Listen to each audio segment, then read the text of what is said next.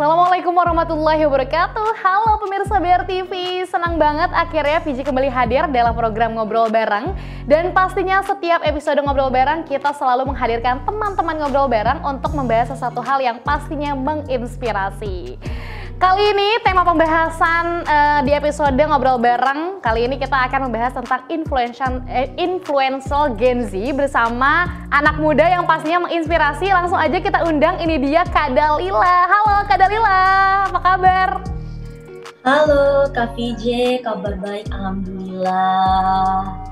Waduh, sebelumnya terima kasih ya Kak Dalila sudah hadir buat ngobrol sama teman-teman Ngobrol Bareng di rumah. Ya, terima kasih kembali. It's a great honor for me untuk menjadi sharing-sharing sedikit lah di Ngobrol Bareng Kak VJ juga. Wah.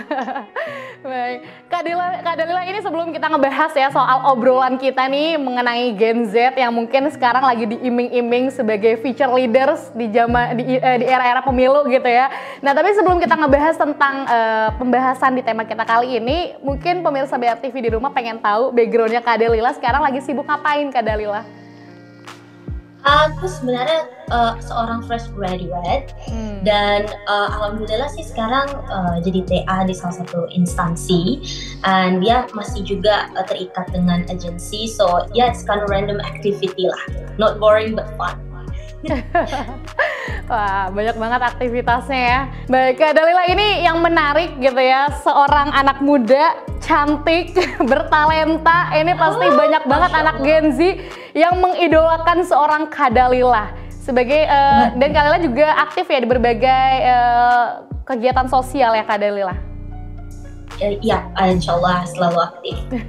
Nah Kak, ini baik, selain mungkin apa ya, sebegitu pengaruhnya peran Gen Z untuk Indonesia ke depannya. Tapi sejauh ini yang Kak Dalila tahu, apa sih sebenarnya kontribusi dari teman-teman Gen Z yang mungkin sudah aktif di dunia aktivis, social aktivis dan lain sebagainya? Oke. Jadi sebenarnya seru banget ya membicarakan mengenai kontribusi Gen Z karena saya sendiri termasuk golongan Gen Z gitu. Yeah. Gitu. Jadi kalau berdasarkan yang tadi sensus Gen Z itu mendominasi, di mana ini menyiratkan bahwasannya penting peranan Gen Z untuk posisi Indonesia ke depannya. Kemudian berbicara mengenai Gen Z tadi, mungkin kita briefing dulu apa Gen Z sebenarnya. Gen Z ini adalah orang-orang yang lahir di tahun 97 hingga 2012. Yang artinya Gen Z ini dipaksa ya, bukan dipaksa tapi memang ditakdirkan untuk tumbuh di situasi yang labil, misalnya reformasi ekonomi, terus kemudian transformasi teknologi, yang pada akhirnya Gen Z ini punya skill, kemampuan adaptif dan willing yang tinggi untuk berkontribusi dalam kemajuan negara, tapi dengan gaya yang unik, mungkin berbeda dengan gaya generasi di atasnya, penuh kesantaian tapi dengan kreativitas. Nah, cuman terkadang pendekatan Gen Z ini dipandang negatif, terutama dengan generasi di atas Gen Z. Everything itu pasti ada default, tapi ada juga kesuksesannya. Jadi kita harus bisa lihat dua-dua sisi, seperti itu sih Kak Wijay. Apalagi mungkin di eranya teknologi seperti sekarang ya, Gen Z lebih unggul rasanya di bidang-bidang melek digital. Itu ada di their fingerprints. Bener. Baik. Nah Kak, ini berhubungan terkait pemilu gitu ya. Apalagi mungkin di tahun 2045 ya kita digadang-gadang akan bonus demografi atau Indonesia emas gitu ya. Nah ini kan berarti peran Gen Z sebagai future leaders nanti gitu di tahun depan yang mungkin kita akan sebagai pemimpin negara ini gitu ya, mengendalikan negara ini. Nah ini di tahun-tahun pemilu ini seperti sekarang ini nih Kak Dalila, apa sih peran yang seharusnya bisa kita lakukan sebagai Gen Z? Oke. Perannya menurut saya yang pertama kita harus dulu punya yang namanya pemegangan terkait kebijaksanaan dari seorang Gen Z.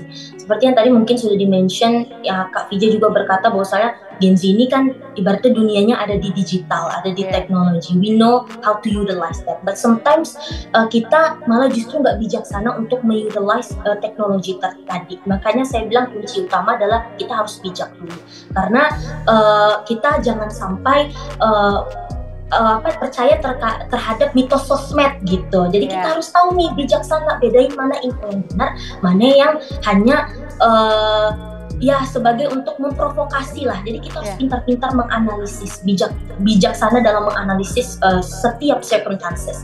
Kemudian yang kedua harus cerdas. Nah, kecerdasan ini penting karena kenapa? Kita harus cerdas secara sosial, secara emosional. Nah, ini harus dipoles oleh para Gen Z. Jadi kita jangan karena misalnya nih, mungkin dalam pemilihan pemilu ya, siapa paslon yang akan kita pilih.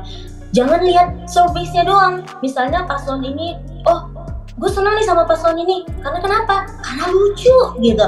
Nah, itu kan bukan hal yang yang cerdas untuk memilih masa depan, future leaders masa depan kita nanti. Kita harus sesuaikan dengan visi misi kita, sesuai nggak sama kepentingan kita. Jangan sampai kepentingan yang lain yang malah justru diutamakan daripada kepentingan kita sendiri. Nah, ini juga menarik ya. Kadang yang sekarang justru problema anak-anak muda sekarang justru emang sih dinilai wah cerdas, pintar, tapi kadang mengesampingkan etika-etika seperti di sosial media, main komentar gak jelas gitu ya, main komen-komen hate speech gitu-gitu.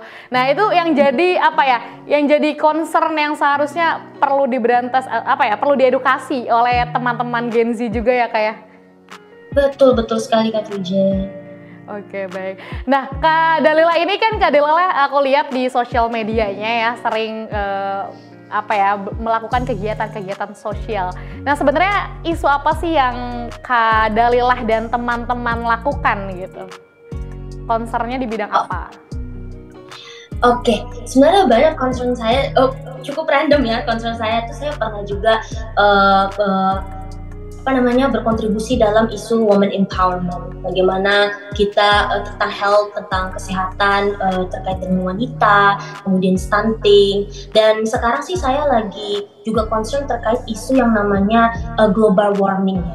Yang artinya gimana nih global warming ini? Maksudnya adalah global warming ini merupakan isu lingkungan yang mana sebenarnya orang-orang itu cukup mengelakkan seperti itu, karena dikira orang-orang global warming ini remeh lah isunya karena nggak terlalu nampak jelas. Coba sebenarnya kita rasakan, cuma kita saja yang tidak sadar akan adanya isu tersebut. Nah, mungkin kita bisa lihat ini, global warming ini bukan hanya sekedar isu lingkungan, tapi juga menjadi landasan keberlangsungan hidup kita.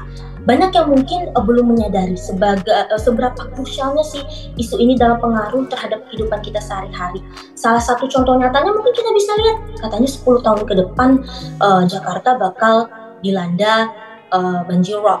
Dan sebenarnya itu udah ada bukti nyatanya. Contoh, proyek tanggul di Tanjung Priok.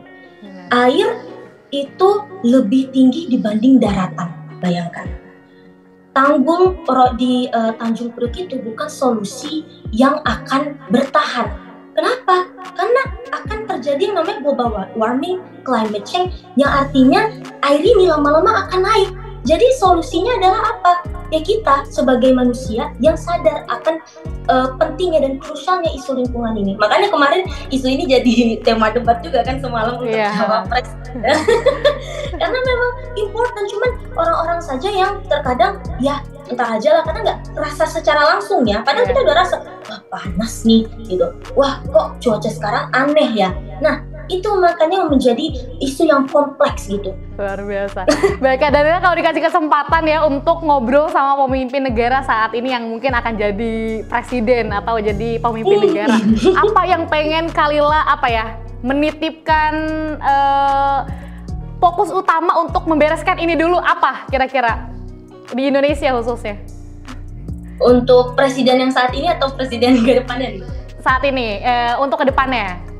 Kedepannya ya mungkin yang pertama saya ingin ya sebagai perwakilan Gen Z mungkin ya, pertama saya ingin presiden untuk memperhatikan lah isu-isu lingkungan dan perubahan iklim.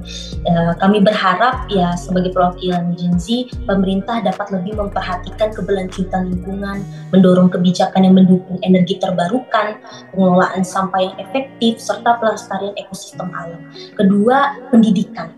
Pendidikan adalah aspek kunci bagi kami sebagai generasi masa depan. Kami berharap pemerintah dapat terus meningkatkan kualitas pendidikan dan memastikan bahwa akses ke pendidikan ini akan berkualitas dan juga merata, bahkan sampai ke pelosok.